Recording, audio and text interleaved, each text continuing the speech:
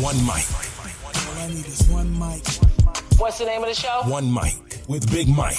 You know, ain't nobody getting hurt, ain't nobody, there's no crime being committed. And they say his style is too urban for the radio. This is real life stuff that's happened to me. Well, you know what? You, and you. One mic with Big Mike. I like to be able to do what I want to do. A sports talk show, but no subject matter is off limits. Meek Mill's concert is not called the Hell Yeah, I Banged Khloe Kardashian concert. And now, your host. Put your hands together for the one, the only Big Mike. All I need is one mic. And welcome to the weekend, everybody. It's been a pretty good week here on the One Mic with Big Mike show. Appreciate you guys for joining me. Everyone who's joined me throughout the week, definitely appreciate you. If you haven't joined me and this is your first time, welcome. Don't forget, I'm being broadcast via Spreaker.com. That's Spreaker.com. Every Monday, Wednesday, and Friday live at 7 p.m. Make sure you sign up for your free Spreaker account. And follow me at the number one, MICWITHBIGMIKE. It's just like signing up for Twitter, Instagram, and all these things. Just sign up. It's absolutely free, and you can follow me and find out what's going on with the show each and every Monday, Wednesday, and Friday, 7 to 9 p.m. And if you don't catch it live, it's always the site actually saves all of my podcasts, so you can go as far back as November and get yourself a listen at the tomfoolery that goes on each and every Monday, Wednesday, and Friday right here on the One Mic with Big Mike show. Also, I'm on Twitter and Instagram at the same handle, the number one, MICWITHBIGMIKE, and on Facebook.com/ONE, MICWITHBIGMIKE. Yes, it is the weekend. And by the way, I just thought about this right now. It's the weekend of the dumbest holiday. I think they're all stupid, but this one is particularly stupid, Valentine's Day. So all you suckers out there running around and, spending all your money on one day out the year, what happened to the other 364? And in this case, this year, 365, somebody reminded me the other day that it's actually a leap year. Yeah, you're idiots. All this planned fun and scheduled, affection, you're idiots. Handle your business throughout the year. And this one day won't mean the world. Dudes getting put out the house and all this. You guys are idiots. And women, you're just as stupid. It's all a part of the rat race. All you like hamsters running on the wheel. Get off of it, man. I'm trying to help y'all out. Get off of it, man. Just do the right things. Treat people well. The people that you love, show them that you love them on days other than today. Just hook your old lady up because it's Wednesday. You know what I mean? Whatever. Just in July, do something. Don't be an idiot and put all your eggs into the Valentine's Day basket. That's ridiculous. Anyway, but some of you, this will fall on dead ears, and you guys will go out and be stupid, and you guys are just side pieces and all that kind of stuff. You got to try to split your time, or you women who are the side pieces. You got to celebrate. What day is Valentine's Day? Like Saturday, Sunday? When you got to do it like tonight, or like you did it yesterday. It's like so stupid and ridiculous. Just, you know what? Just join my team and just have your old lady understand that we in this. You know what I mean? You need something? It might be a Monday in August. Yeah, you got it. That's my Valentine's Day gift. The fact that you get what you want when you want it. It ain't got to be on February or whatever day. Plus, it's my sister's birthday this weekend. That's more important than any of this other foolishness and this dumb crap you folks are about. Be adults. For kids, cool. That's what holidays are for. For kids, so you can lie to your kids about stuff. For adults, grow up. Today's show, by the way, today's show marks the first time that I've actually had a guest for every show in the week. So yeah, I'm actually pretty proud of that, and thank you. All right, thanks to my girl Suzanne Somerville, Renee Cooper's helping me out, Willa Cooper's helping me out. Yeah, I'm doing some. I told y'all, man, I took last week off, man, to try to try to put this thing into a different, better motion, and hopefully I've done so far. And speaking of guests, the bottom of the hour, I'm gonna I'm scheduled to. See, I had to say scheduled to because in this case, he's calling me and I don't have privy to his information. So yeah, that's happening.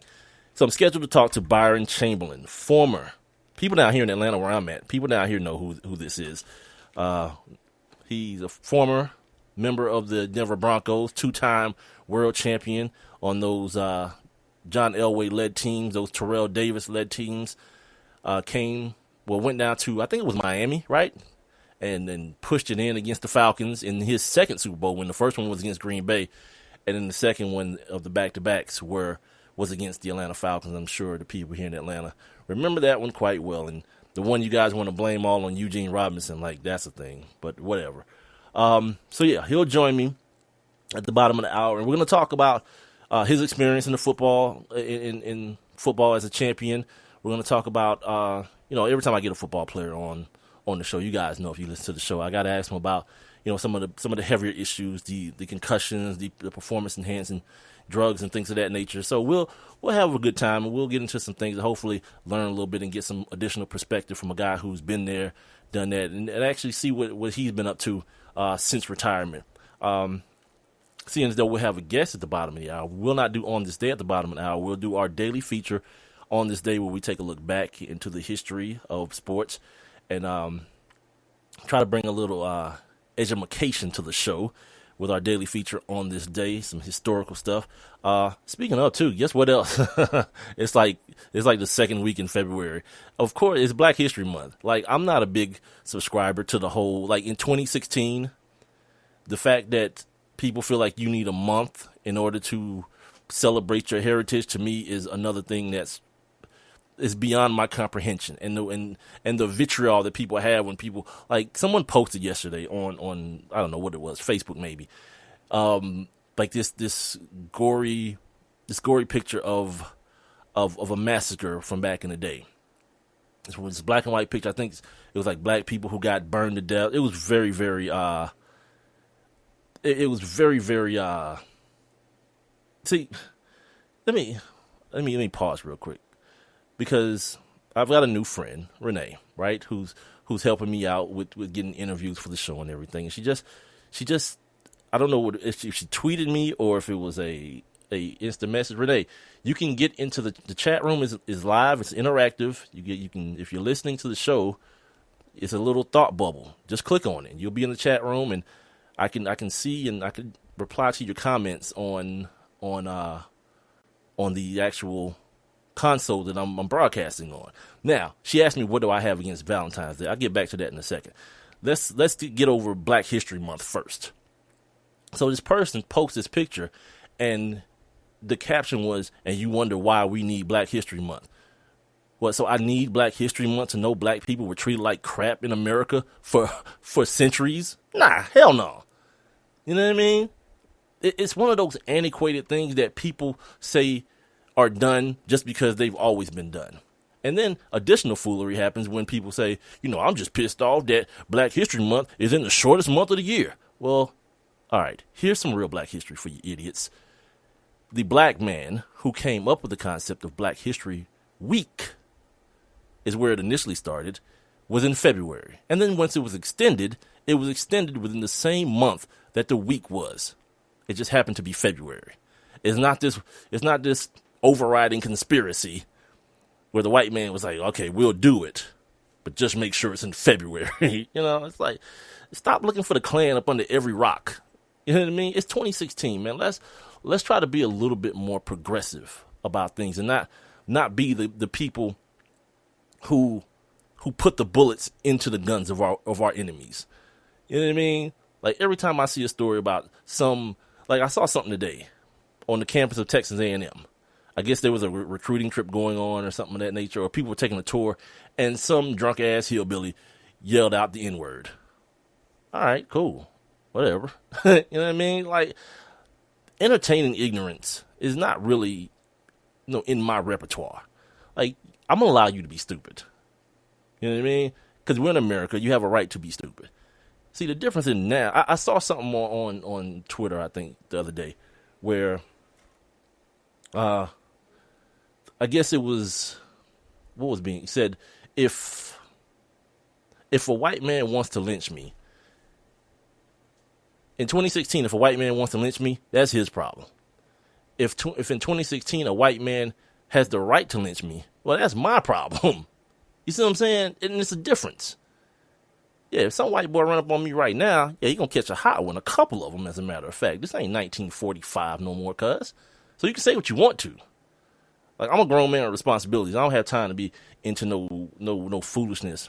Because if, like, I see these videos of white people who say the N-word, and some black dude wants to, and it's on tape too, by the way, so that's even more stupid, wants to haul off and bust him in the mouth. Cool. Guess who's going to jail? Not the dude with the freedom of speech. Not him.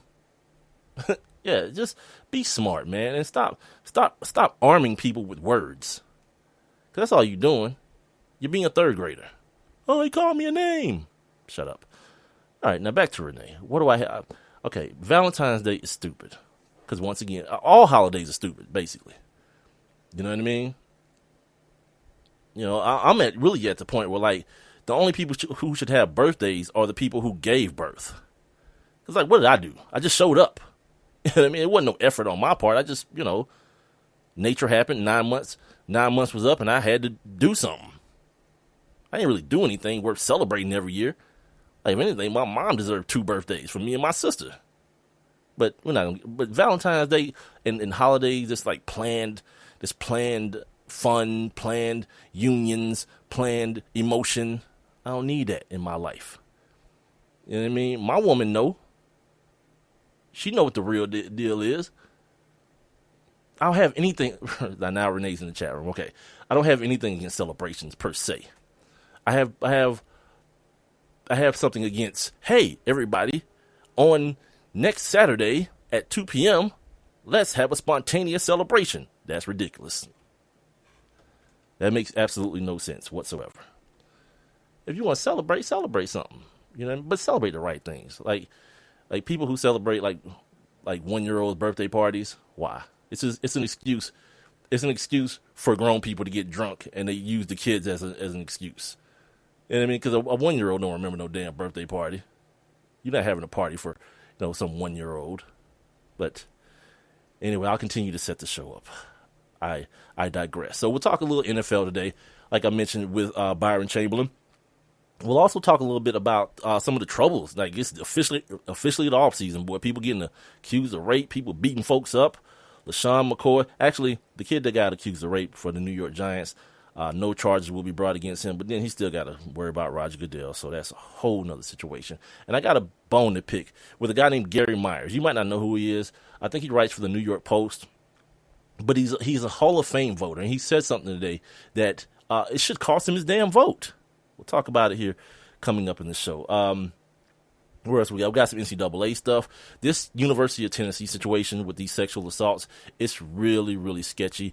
And it's one of those things that, like, I've been talking about it for a couple of weeks here on the show in different instances, maybe even a couple of months, because it goes all the way back to those idiots who raped that girl at the University of Vanderbilt and went to jail. And by the way, they went to jail. I don't know if I updated this. They went to jail, and then there was a I don't know what you want to call it. They found out that one of the juries was a victim of statutory rape and didn't disclose it. The jury members was a victim of statutory rape and didn't disclose it. So they end up calling it a mistrial. Yeah, so these dudes are going to get an opportunity to be tried again, which, regardless of the situation of how it turns out the second time, the fact that the young lady, the woman who went through it, has to endure it again. I mean, that's the ridiculous part about it. Like, that's why I'm always talking about the judicial system in English in this country. It's ridiculous. Like, that whole, I'm not a fan of antiquated things. Like, don't just tell me that the reason something's being done is because that's the way it's always been done. Because the first thing I'm going to say to you is slavery. If that's your attitude towards things, then I should still be in a cotton, I wouldn't be in the field. I'd be somewhere running around with no feet. They'd come to me. But anyway, my point is, I don't want some damn plumber who wasn't smart enough to get out of jury duty deciding my fate. I think in South Africa they have like a council. They have like a few judges who hear the case, and then because they have legal training and know how to apply the law, decide a man's fate. I'm not trying to have no damn housewife with nothing better to do or somebody who hopes this is the trial of the century so they can write a damn book about it later. No. Hell no. But why? Because it's always been done that way. We'll continue to do it that way. Meanwhile, y'all is fixated. Y'all so enamored with this O.J. Simpson show, which who doesn't know what the hell happened? Like, if you want to really see something, check out those deposition videos. O.J. Simpson is an a-hole, and this is coming from someone who is a self-admitted one. Like, he's a huge gaping one. He's a terrible human being. And everything that happens to him, like when them skinheads jumped on his ass, I hope they got him good too. I really do. I hope they got him real good. Anyway, back to the setting up of the show. We're going to talk about the Atlanta Falcons as well. Once we get to our the situation or the segment where we start talking about our local teams, we'll talk about the Atlanta Falcons. It is the offseason, of course, and they got some things they gotta tighten up. But there may be a glimmer of hope at the end of the tunnel. I saw an ESPN article today about the fact about winning with an average quarterback. We saw it this year. Peyton Manning was average to below average, as a matter of fact. He was one of the worst quarterbacks in the league. And they had an outstanding defense, which allowed them to actually shut down the highest scoring offense in the NFL. There's some news out of Louisiana. And everyone on ESPN today, they're talking about this story about the Louisiana tax increase and how it might affect LSU, the big school. But is for all my people who, HBCU, stand up. Yeah, we already know the state of some of these schools. Grambling and Southern East State schools, how they get barely any funding, and the school and the things around the infrastructure of the school, it actually shows that. Yeah, I think they're the people who need to be worried the most. If the state is cutting back funding and you already ain't getting no money, yeah, watch out. And I don't know a lot about. I had to actually text my guy Rob and find out, like, are these like state schools? Like, what other schools are in Louisiana that are state schools? He texted me back and told me that Xavier is not in one other school. Y'all know me. If you heard the show enough, I'm just the guy who puts all black schools into one big category. Alabama, A&I, Tech, State, A&T. It's all just one long school to me. And something else came out yesterday with the Falcons. I guess people now know something that I told you guys like a month or two ago, that Mario Williams is going to become a free agent. And I asked the question a couple months ago, and I'm asking it now. Where are we at with that? In my opinion, I think you do need a veteran pass rusher. I don't think you need to go draft another one, because then you got two young dudes, the blind essentially leading the blind. You don't want that. You want a guy who's seen the league, who's seen what the tackles are like, has his own personal scouting reports on what these guys do, these pass protectors do. And then if someone who's able to share that knowledge with your young, immensely athletic first-round pick from last year, Vic Beasley. So we'll kind of have that conversation a little bit. Obviously, the NBA is in Canada all weekend long for NBA All-Star Weekend. I got some suggestions for sprucing up the old All-Star Weekend a little bit. Like, I'm a guy, I heard Bomani Jones say today, if you're the guy who likes to see people shoot three-pointers off a rack, you're a lame. Guilty. Hand up, guilty. I do, But the dunk contest, that's something that's become very stale. I mean, Zach LaVine did his thing yesterday, but I have no interest in watching it, because guess what? The next morning on ESPN, like, the dunk contest take a total of like 10 minutes. You know what I mean? So essentially, I can just turn on ESPN and see all the dunks the next morning. I don't have to. Yep, that's me tearing stuff up. I don't have to sit around here and put myself through that. Guys missing a bunch of dunks. Hell no. But I have a solution. I do have a solution. The Hall of Fame finalists were announced today. Shaq and Allen Iverson had that up. I want to tell you guys a little bit about what Charles Barkley said about Steph Curry. And you'll hear this and realize why in the hell I say Charles. Like, people think Charles Barkley, keep it real. Charles Barkley gets laughed at. No one's laughing with him. He's a buffoon. So he get to say what he wants to, because white people look at him and say, whatever, that's just Charles. No one takes him seriously. Like, yeah, he has a basketball mind, but this outlandish stuff that he likes to say, that's not somebody who's just like, man, Charles ain't scared. Charles has put himself, he set his standard to a point where people just know what to expect out of him. That's all that is. You know what I mean? Like the first couple of times where he does it and the ratings go up, white people are like, okay, cool. Straight up, we're good. Let him say what he wants to until he says something that they don't want him to. And then you'll find Charles Barkley apologizing or being fired. And, you know how it works.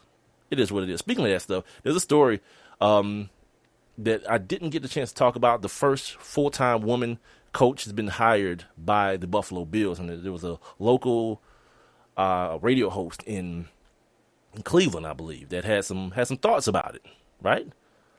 But here's the thing. He just tendered his resignation today, or he resigned today. He said it had nothing to do with this, but he has some very pointed things to say about the industry, some things that I 100% agree with. People have a right to be idiots. Like, when did America stop being America? And everybody became a kindergartner. Oh, I can't believe he said something bad about somebody else. Grow up. Grow the hell up. Seriously. In Major League Baseball, I never talk about Major League Baseball, but this actually made me laugh out loud. This pitcher, Mejia, he got banned for life today for his third PED test, right? He actually got banned or suspended for life, whatever you want to call it, while he was already suspended for his second. like he got fired on his day off, essentially. And so what I did, I went back and looked at the numbers and see, okay, maybe it was worth it. Maybe he got the big contract. He was like, cool, whatever. I'll take the risk because I already made this money. Wait till I tell you guys what his money looking like. It's crazy. And just some other things. There's a new ESPN 30 for 30 coming up here in, I think, about another month, March 16th, about the Duke lacrosse situation. You remember back in the day, there was a big thing. Al Sharpton, punk ass, was out there talking crazy, and then ended up finding out the black girl who said these white boys raped her at this party, lied. Was very destructive to these boys' lives. You know what I mean? It's one of those things that, in the black community, it's just not talked about anymore. You know what I mean? Stop, man. That's what I'm always talking about. Stop going so hard for somebody just because they share your ethnicity. Stop, because you end up looking like the fool when it's all over with, because people still trying to, convince themselves that Bill Cosby didn't do nothing to all them women. Everybody want to post that he got this defamation case got thrown out. You know how hard it is in a court of law to prove defamation, first of all? Google that first before you just chalk that up as a victory for somebody. I'll say it again.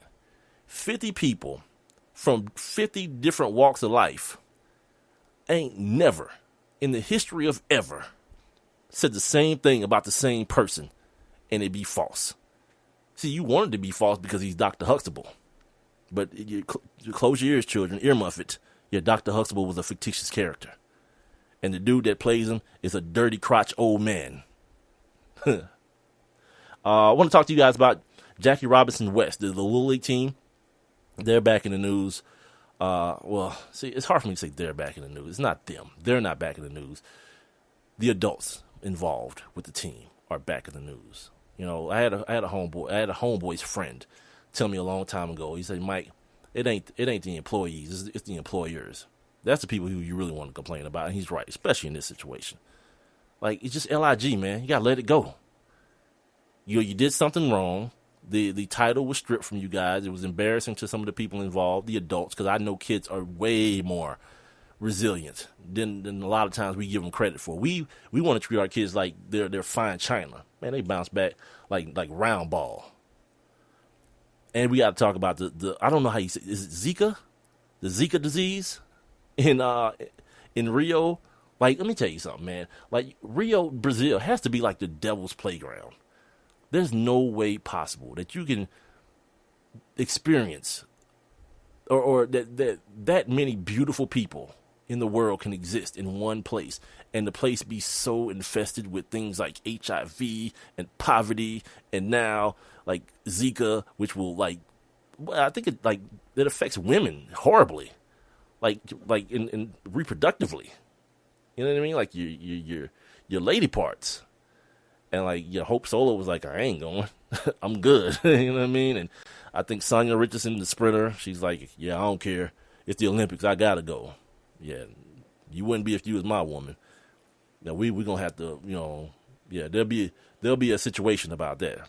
I don't know how you turn that off, man. I got these dang on.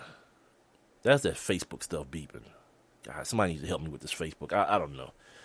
So anyway, yeah, that's what's going to be on the show tonight. You guys, hopefully you're riding around in your cars or whatever, listening to me while you stress out, trying to get a perfect Valentine's gift. Like, here should be the deal. This should be the deal. Like, if you go all out, like just go ham on Valentine's Day, you should be able to be a turd for the rest of the year. Like tell your lady that. Give her that option and see which one she choose. Like, if she choose the Valentine's one, she not going to be with you long anyway, bruh. So save your money anyway. But if she a good woman, she'll be like, nah, like, treat me good every day. Like, screw this thing. Like, a fat baby running around with a diaper on and a bow and arrow, or flying around with a diaper on and a bow and arrow. And as an adult, that's something that I'm supposed to subscribe to. I'll pass. I'll respectively pass on the matter, if I will. I feel the same way about a fat man coming down my chimney. That's out. You know what I mean? The genocide of a people, and I'm supposed to be thankful on that day. Count me out again, homie. Yeah, it's like all these like things are stupid, man. Easter eggs. Yeah. A bunny rabbit that lays eggs. Sweet. And many people don't even know where that comes from. That's Greek mythology. The Greek goddess of Esther, and her symbol was the rabbit, and the egg is to symbolize fertility. That's what Valentine. That's what Easter is. You know what I mean? It got nothing to do with a man dying and coming back in 3 days. None of that's true. It's all it is a big wax ball of two separate things that people decided, let's put them together and make them one. Hey, I'm not just here to make you, say that dude's an idiot.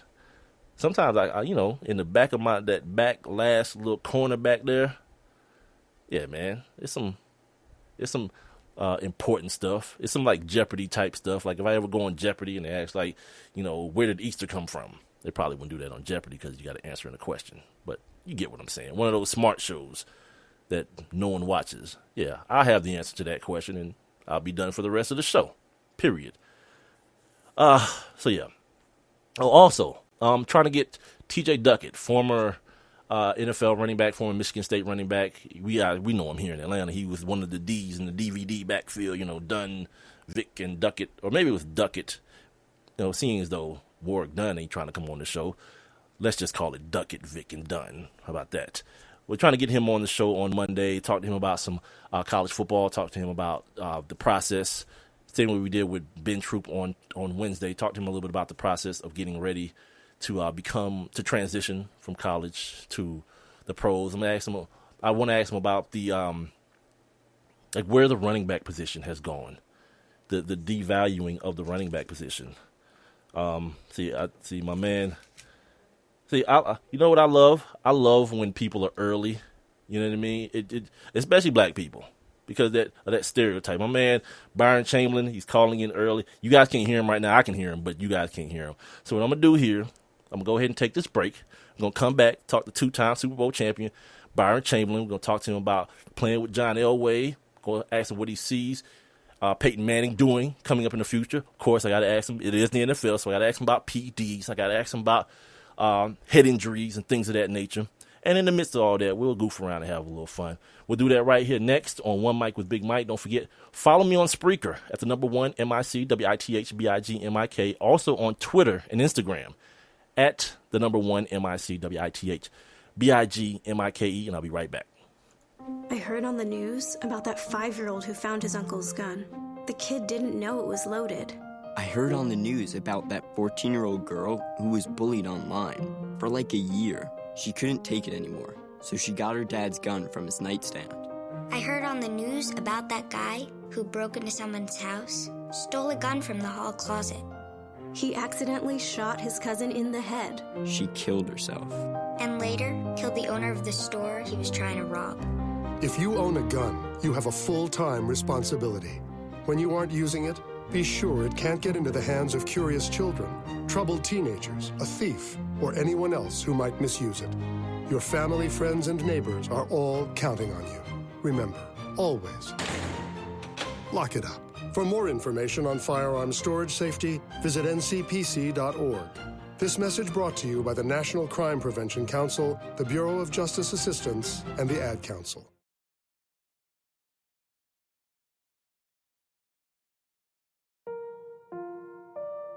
When is the best time to talk to your family about staying in touch during a disaster? When floodwaters reach your door? When wildfires are engulfing the edge of your neighborhood? Or an earthquake is destroying buildings? When a tornado is tearing through town? Or a hurricane strikes? Or is the best time perhaps today? During a disaster, you may not be able to stay in touch with your family or friends as easily as you think. And it's not always as simple as using your cell phone. That's why now is the time to take action.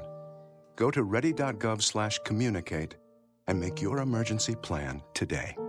Don't wait. Communicate. Brought to you by FEMA and the Ad Council.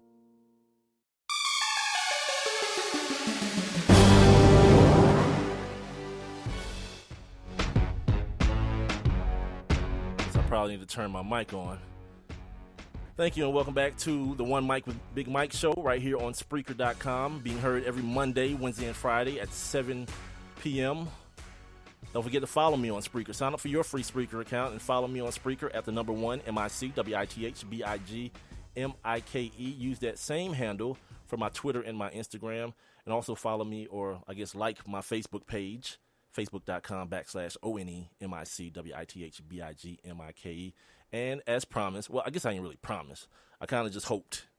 I'd hope he'd turn up. But no, on the line right now is two-time Super Bowl champion. He's a Pro Bowler in 2001. Falcons fans know him. He broke their heart in Miami in 98. He is Byron Chamberlain. He is at BC_Chamberlain on Twitter and Instagram, so you guys make sure you follow him. Played with John Elway. Now, the first question I got to ask you is, like, how many fingers did you lose, brother? Or did he bust the web of your hand? I've heard those stories about John Elway throwing the ball so damn hard. He broke people's fingers and bust the webs of between people's fingers and all that. Has any of that ever happened to you? No, it never happened to me. John only broke people's fingers who couldn't catch the ball. I had great hands, but that wasn't happening to me. My man. All right. Tell me, what is it that makes John Elway so successful as an executive after being so great as a player? Like, what did you see out of him while playing with him that might have let you know, or did you know, that he would be this successful as an executive? Yeah, he's basically using the skills that made him a great quarterback. Number one, he's so competitive. He's probably the most competitive guy I've ever played with. And he hates to lose, and he's going to do everything in his power to win a Super Bowl. He has those Super Bowl expectations all the time. So whether he's a player or whether he's a GM, for him it's Super Bowl or bust. I'll give you a quick story about how just competitive he is. We used to go to John's house on Monday nights, and play pool. John had the pool table. Well, John had never golfed on the pool table at his house. And one day, our backup quarterback, Bobby Brister, came over and he beat him on that table. Well, the next thing you know, the next day, John had sold that table and bought a new pool table. Damn. I mean, he's just so competitive that he hates to lose. And those are the type of skills that he's taken with him in the front office to be successful as a GM. You know what I found very interesting about the team that you played for? Like, how many guys, how many not only contributors, but I guess I should say big-time contributors were late-round picks. Guys like yourself, Shannon Sharp, Rod Smith, Terrell Davis, guys who got picked late in the draft. Tell me, how important is it, and especially as we move forward or move closer to the NFL draft this year, one, how important is it for a championship team to have those type of players? And two, what does it take for somebody who is drafted so late to ensure that you get a look going through mini camps and training camps to be able to make the team, and not only make the team, but be an integral part of the team. Yeah, we had a ton of those guys. You mentioned Shannon Sharp, Terrell Davis, Mark Florett, who was our guard, who's on ESPN, Tom Nalen, who's in the Denver Broncos Ring of Fame. I mean, you can just go down the list of those late-round guys, non-drafted guys, who got their opportunity and they made the most of them. I think that the biggest thing, like I talked about Elway, is those guys are super competitive, number one. But also, these guys, and I can think of myself, playing with a chip on their shoulder, whether it was in practice or the game. We always got something to prove. We always got something to prove because people pass you over.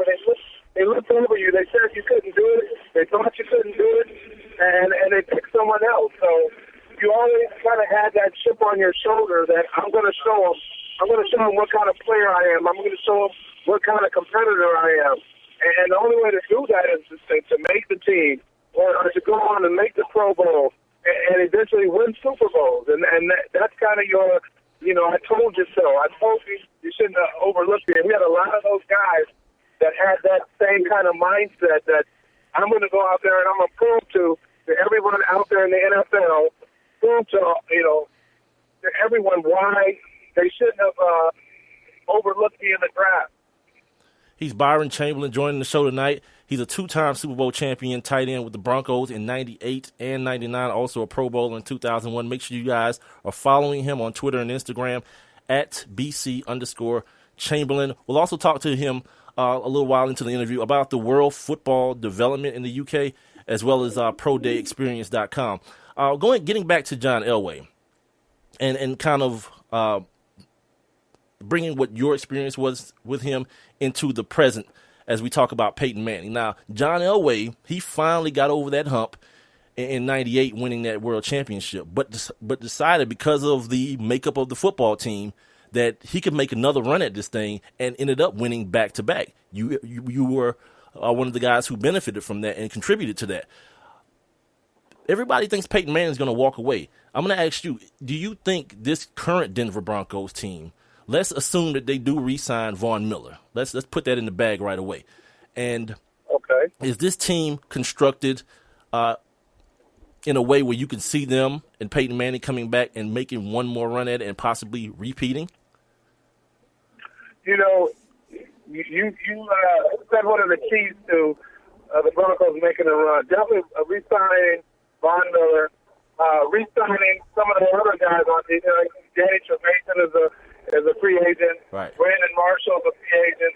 Making sure you have that defense back intact. It is definitely built for the Broncos to make another Super Bowl run. But all that being said, I don't think Peyton comes back for that Super Bowl run. I think Peyton rides off in the sunset with his Super Bowl trophy, and then 5 years later, we'll see him at a Hall of Fame induction. Absolutely. The one thing that I think is different between John Elway and Peyton Manning at the end of their careers is John did not have the physical injuries that Peyton Manning had. He still could do it physically. John's arm was still as strong as it ever was. And if you look at that Super Bowl 33 against the Atlanta Falcons, John threw for 36 yards, absolutely, which at the time was the second best Super Bowl performance. So he still could do it physically as far as, making all the throws. And I think Peyton is struggling with that because of the neck injury and the surgeries he's had. His arm strength hasn't been the same. And you look at him as far as his mobility, carrying out the play fake. There's been several times where he ran the play action passes and basically fell down because he just doesn't have the mobility to do it. So, and I think I know that's a big part of Gary Kubiak's offense, having a mobile quarterback that can run the play actions, run the bootlegs, and I don't think Peyton physically can do that anymore. Now I know. But I think Peyton rides off in the sunset. Now Terrell Davis, I know that's your man, more than just your teammate. That's the dude you came up with. So I'm not going to ask you if you think he's a Hall of Famer. What I'm going to ask you to do though is convince me that Terrell Davis is a Hall of Famer. All right, I'm going to convince you that Terrell Davis is a Hall of Fame. Well, first of all, let's get all the accolades out of the way, okay? All right. Super Bowl 32 MVP, okay? League MVP in 1998. He was the first man to rush for over 2,000 yards, okay? Right. 3 Pro Bowls. So let's get all that out the way. And let's just talk about this, okay? Terrell Davis averaged in the playoffs 142 yards per game. It's the highest average in NFL history.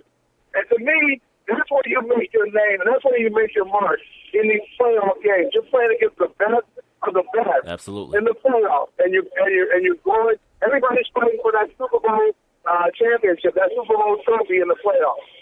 This man is 8 straight 100-yard games in the playoffs, which is an NFL record. So when we get to those big games, everybody always say big players make big plays in big games. Well, he has dominated these big games in the playoffs. There's nobody that's better than him in the playoffs running the football. And then you cap that off with 2 Super Bowl championships. To me, I mean, that states the case right there. There's nobody better. Well, damn it, I'm sold. I'm logging on right now to get my TD for the HOF T-shirt right now. Now, speaking of Terrells in Hall of Fame, Terrell Owens has had some very pointed things to say about the Hall of Fame, and he was one of the snub guys, the guys who we say got snubbed. Now, today, one of the voters actually came out and said that he's a Hall of Famer, but was being punished because of his actions within the locker room. What are your feelings on that? Because I have my own. I'll talk about them as the show goes on, but I want to get someone, the perspective of someone who played in the league and this whole concept of a cancerous person in the locker room and him not being a Hall of Famer now, a first ballot Hall of Famer, I should say. Well, to me, it's so confusing to me because I didn't think you made the Hall of Fame for what you did in the locker room. You don't. I don't think you made the Hall of Fame for what you do in practice. I don't think you make the Hall of Fame for what you do when you're hanging out off the field, and, in a nightclub or whatever. How about you made the Hall of Fame for your production on the field and what you do in between those lines? And so if you look at that, if you look at his numbers, if you look at the way he dominated at every team he was on, he was a factor. He was the guy that defenses said, we gotta account for this guy. There was no game that he went into that the defensive coordinator on the other team said, well, don't worry about T.O. No, they always accounted for him. He was always the biggest part of their game plan. So if you look at it like that, you look at the numbers that he put up, then that man is a Hall of Famer. Now, I understand that receivers tend to wait. They tend to make receivers wait on the Hall of Fame. You look at Tim Brown, you look at Andre Reed, you look at Marvin Harrison. Those guys were deserving of the Hall of Fame, but they made them wait. So in that aspect, I understand that. I can see you making T.O. wait a couple of years. But to say it's because of what he did in the locker room, to me, that just doesn't compute to me. Yeah. He's our back-to-back Super Bowl champion, Byron Chamberlain, joining the show right now. Make sure you guys follow him at BC_Chamberlain on Twitter and Instagram. Let me ask you this. Tell me about something that happened within the locker room, within the confines of those 2 Super Bowl teams, that if it happened now, in the age of social media, would have just broken the internet. You don't have to use names. What's that? I'm sorry. I said you don't have to use names or anything, but just give me a situation that went on within those championship teams you were on, something that happened then that had it happened now in this social media era would have just torn the internet apart. Oh, wow. I think the biggest thing is 2 prominent defensive players on our team actually physically fighting over one woman. Physically fighting in the street over one woman. And if there was Twitter or Vine or Instagram back then, and somebody captured that, it would have broke the internet. My man. Was Neil Smith on that team, by the way? No, I'm just playing. No, I'm playing. Tell me about the world football development in the UK that you're involved in. Oh no, it's called American Football Development. I'm sorry. Okay, it's called American Football Development, and I am a part owner of the company.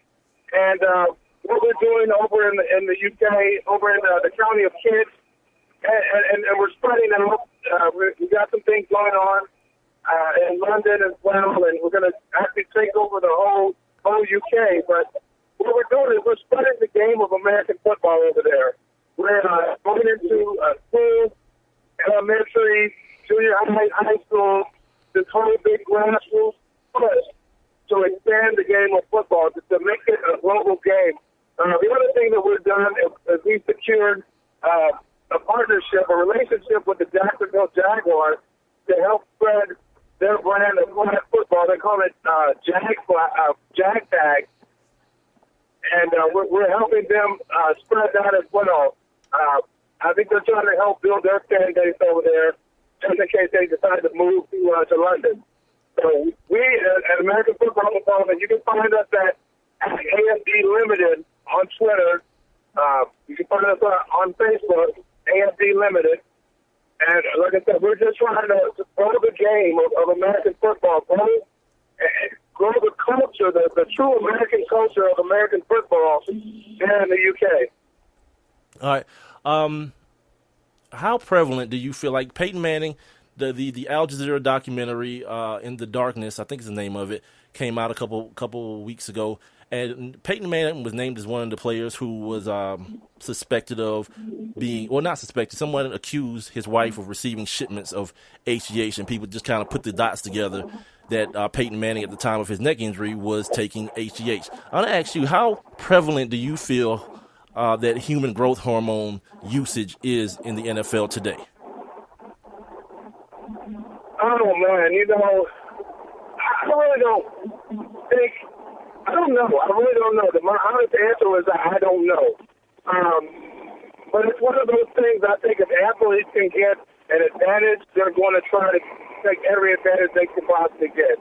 The NFL has traditionally, out of all the sports leagues, had the toughest testing when it comes to performance-enhancing drugs. So, if it's prevalent there, I'm not sure how prevalent. Do I think? Do I know that it exists? Yeah, it definitely exists, but to what extent? I really couldn't tell you. You know what I found out about the testing as far as HGH goes? There's two different tests, and this is why I'm always critical of the NFL just being basically a big PR front. The test that the NFL uses, you basically have to use HGH within a few hours of the test. Like if you use it the day before and they test you tomorrow, if I use it today and they test me tomorrow, it'll show up clean. But there is a better test. The NFL just doesn't use it, which kind of puts my antennas up to say maybe the NFL knows something that the general public doesn't know. When all these guys you're seeing guys dip into the quote-unquote fountain of youth, playing better at 35 than they did at 25 or as good. I just don't think the human body works that way. You know what I mean? But you can't throw everybody in the same bag and say just because a guy is playing better in his 30s than he played in his 20s or whatever later, that he's using something.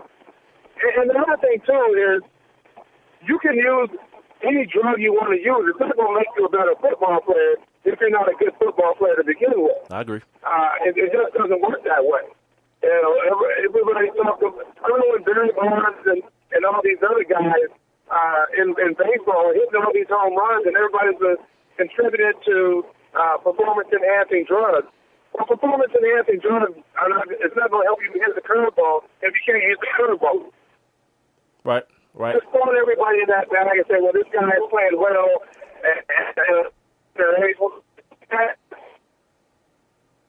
Uh-oh, I think I might have lost. Do I still got you? Separation. It's still in study. And there's been plenty of guys that done that, who never watched film, never got it studied, and then they took their game to another level by doing that. It's hard to just throw everybody in the same bag like that. Right.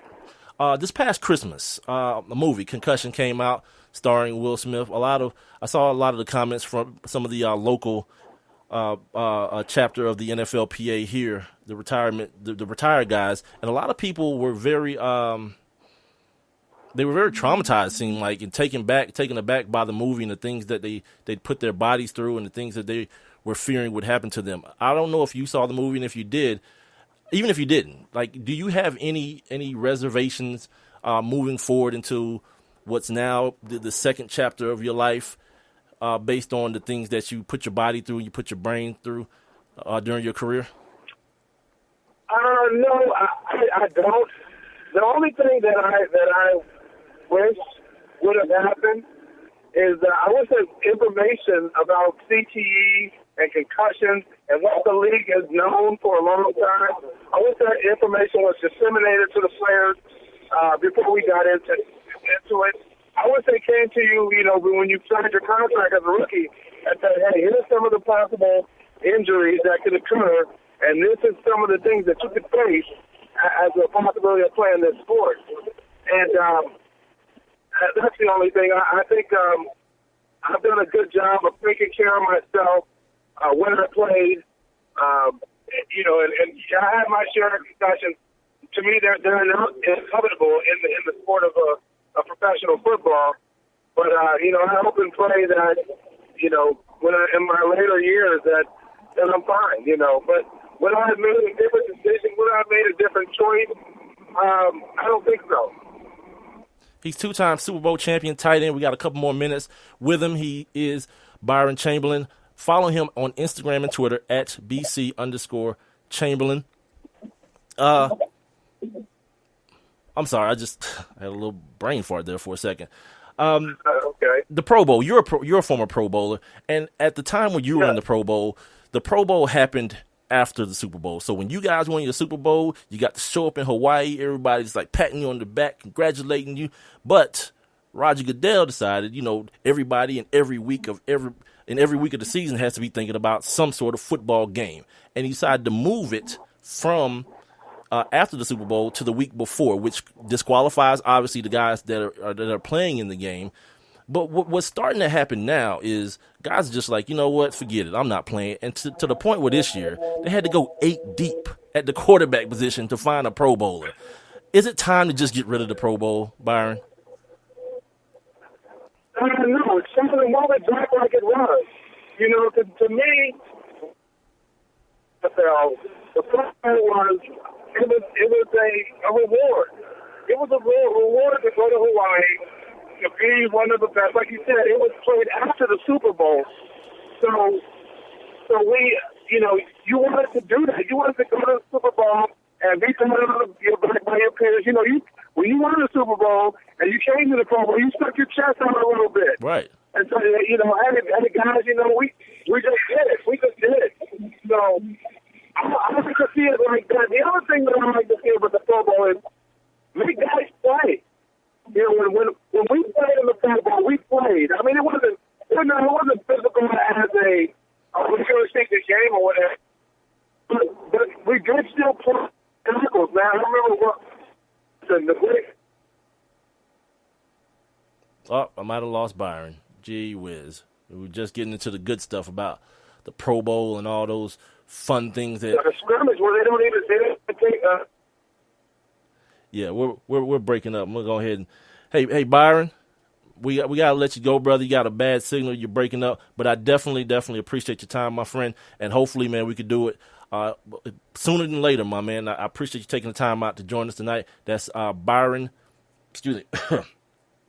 Chamberlain, right here on the One Mic with Big Mike show, talking all things football, man. I'm not sure if you guys could get all of that. I know the audio wasn't as clear and as quiet. It's not like he was riding in his car or whatever. It seems like every time I talk to these folks from L.A., man, we got these bad signals. Like Guy Torrey was telling me in L.A., it's like the most horrible place to get a signal on a cell phone, and it would seem like it would be the best because everybody out there has them. But I don't know, whatever. But yeah, talking to Byron, the last thing I asked him was, and make sure you guys also, follow him at BC_Chamberlain on Twitter and Instagram.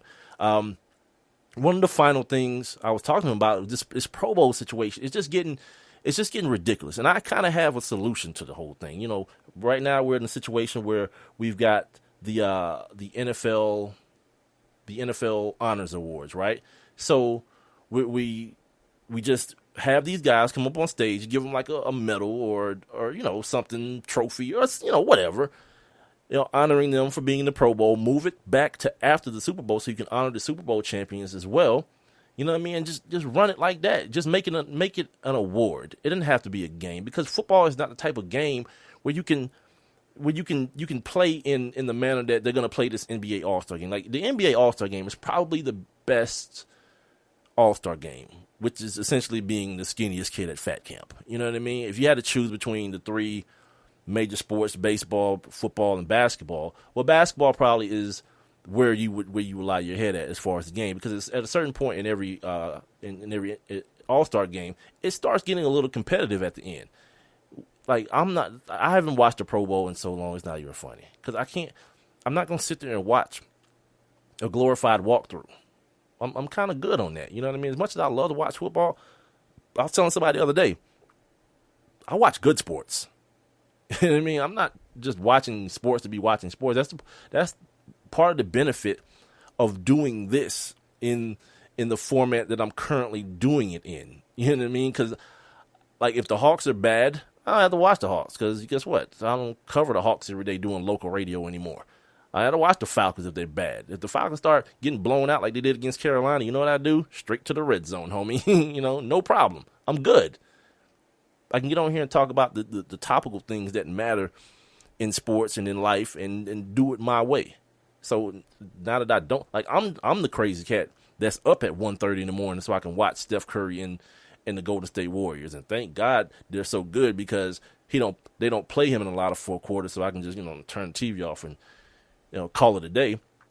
But other than that, nah, whatever. You know what I mean? Whatever. I'm good. I'm not trying to watch no Denver Nuggets basketball. And speaking of bad basketball, them damn Houston Rockets, man. They started off the year firing Kevin McHale. Now Coach Bickerstaff is talking about the team is broken. Yeah, and Dwight Howard is at the middle of it again. You know what I mean? I remember when people wanted Dwight to come here so bad, and I was like, for what? You're the best big man in the league. Once again, skinniest kid at fat camp. Who cares about big men now? Do you see what the small guy? You see what Dame Lillard and Russell Westbrook and guys like Steph Curry and John Wall? Those are the dudes you go to see. Now, if it's a big dude that you want to see, he's gonna be playing like a little dude, Kevin Durant. Like, he's a 7-footer that plays like Steph Curry. Well, that might be stretching, and no one plays like Steph Curry, but you get the point I'm making. I ain't trying to see DeAndre. As much as I love DeAndre Jordan's game, only for the fact that he accepts what he is. Like, that dude understand, like, the post-game thing. Nah, I'm good. You know, free throws, which I think is still deplorable. It's still so deplorable, man. You're an adult, a pro basketball player. You can't shoot 65% from the free. I got to pass on that. Now they talking about changing the rules for these clowns. No, be a professional. Like, stop playing. Be a professional and hit some damn free throws. Oh, okay. So Renee's still here. And before we start talking to Byron, I was called a Scrooge, which is fine. Scrooge was a rich son of a gun, too, so I'm good on that. Take those dudes free trip and see what happens. Here's the thing, Renee, and here you can ask any guy who's been to the Pro Bowl. I wish I still had Byron on the line. Like, it really ends up not being free for these dudes, because they end up taking people and family and, like, quarterbacks and running backs take their, like, offensive line. Yeah, they end up in the negative a lot of times from these Pro Bowls. Like, I know, like, one of my best friends was on the Jaguars in '99, I think it was, right? And whoever it was, whatever defensive back made the Pro Bowl, they took everybody, took the whole defensive backfield and their families to the Pro Bowl. Yeah. So a lot of times it's free, but it ain't free.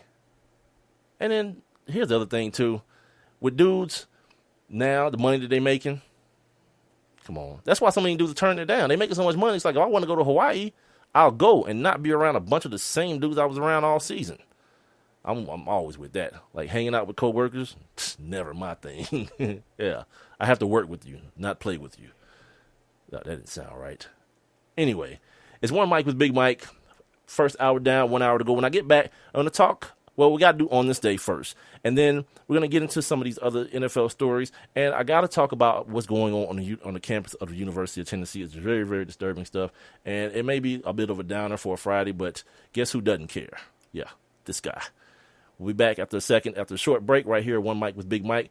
Twitter and Instagram at the number one MIC, WITHBIG MIK. And make sure you guys, if you're listening right now, hop on in the chat room and keep Renee some company. We'll see you in a minute. We asked kids what it took to be a dad. This is what they had to say. A father is always present. I mean, what real father figure can you have if they're not there? In order to be a good dad, you need to love your son. You need to put gas in your car so you don't break down in the middle of nowhere. And you need to make them breakfast. Yep. I mean, just to maybe play like a board game with me, or to just stay home and play some video games with me. Just to do like that one little thing is what I really look forward to. I'm not asking him to be a perfect dad, but he should try. He's just a constant force in my life. There's no other type of love like a dad's love because it's not comparable to anything else.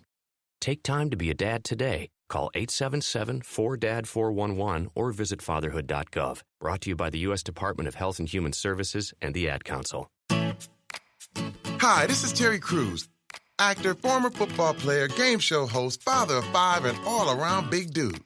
I'm also an expert on drama. I know all kinds of drama. There's the good kind that comes with having a house full of kids. There's the bad kind like season-ending injuries. There's the necessary kind, like having an agent in Hollywood. And there's silly drama, like the drama around my percolating pectorals. And then there's the drama you can skip. Skip the drama that comes with not having your high school diploma or equivalency. Find free adult education classes near you and finish your high school diploma. Visit finishyourdiploma.org. Or text diploma to 97779. Message and data rates may apply. Reply STOP to opt out. That's diploma to 97779. And leave the drama to actors like me. Brought to you by the Dollar General Literacy Foundation and the Ad Council. One Mic. All I need is one mic. What's the name of the show? One Mic with Big Mike. You know, ain't nobody getting hurt, ain't nobody, there's no crime being committed. And they say his style is too urban for the radio. This is real life stuff that's happened to me. Well, you know what? You, and you. One Mic with Big Mike. I like to be able to do what I want to do. A sports talk show, but no subject matter is off limits. Meek Mill's concert is not called the Hell Yeah I Bang Khloe Kardashian concert. And now, your host. Put your hands together for the one, the only Big Mike. One Mic. Right here on this Friday evening. Appreciate everybody for joining me. Renee's in the chat room. You guys can join the chat room as well. Just go on over to Spreaker.com or the app for all of your mobile devices. That's SPREAKER.com or the Spreaker app, like I said. And search for my show, the number one, MICWITHBIGMIKE. And once you do that, simple. Just click the little thought bubble at the bottom of the screen. You guys can be in the building as well, sharing your thoughts the way Renee. I'm glad Renee's here tonight too, man, because it brings a certain feminine element to the show. You know, me, I'm all testosterone around here. You know what I mean? It's just, like, the dudes like, yeah, I'm 150% man. I don't even know what the hell that means. That's the most ridiculous comment ever. But okay, Mr. Overcompensator. And also make sure you follow me on Twitter and Instagram at the number one MICWITHBIGMIKE and my Facebook page. Like it. Facebook.com/ONEMICWITHBIGMIKE. Just had a cool conversation with a guy. My first time talking to him, Byron Chamberlain, former Denver Bronco, people in Atlanta, in my hometown, know him very well. He's one of the guys who put that on you in that Super Bowl, that one and only Super Bowl appearance by the Atlanta Falcons, and it's never been the same ever since. Like all downhill since then. Jamal Anderson blew out every knee he had. Mike Vick went to jail. It's all, it's all Byron Chamberlain's fault. You know what? I meant to say that to him. It's all his fault. Yep, Mike Vick went to jail because of him. Also, we were talking about, this ridiculous holiday, Valentine's Day, and the rest of the, this is going to be a reoccurring theme, every holiday that comes up, except for, I do believe, Martin Luther King Day, that's cool, you know what I mean? You want to honor one of the greats, and whoever, people who care about this kind of stuff, like President's Day, I don't, they're all slave owners, so, I don't give a damn, but, if that's your thing, you're a patriotic dude or whatever. Veterans Day, definitely. What's the other one? Memorial Day, cool with that as well. You know what I mean? But all these made up things that have these little caricatures attached to them, these cartoon characters like a bunny, a fat white man, or a leprechaun. I'm good. Count me out. You know what I mean? I'll catch you on the other side of that whole nonsense train that you're riding. But now, as we do each and every day, we usually do it at 7:30, bottom of the hour, unless we have a guest. And had a guest every day this week. Suckers. But right now it's the top of the hour, so we'll get into our daily look back, and we call it On This Day. Now, let's take a look back. On this day. All right. It's kind of short today, too. Good. We can get back into the foolishness. And by the way, my parents are in town, so I'm going to go ahead and get this show over with as soon as I possibly can. Go hang out with my people, man. On this day in 1978, Frederick W. Thayer, he patented baseball's catcher's mask. Now, seeing it is Black History Month, I would be remiss if I didn't bring this one small caveat up. The fact that it says he patented baseball's catcher's mask, and if you know anything about Black history, there are plenty of things that were patented by people of a paler skin tone that they didn't actually invent. I don't know if this is the case with this, but I'm just saying it may be. In 1878, I wonder what the Bros was doing in the Negro Leagues. They probably ain't get them catcher's masks till 1978. Dudes running around with black eyes and their teeth missing and all this craziness. On this day in 1879, the first artificial ice rink opened in North America.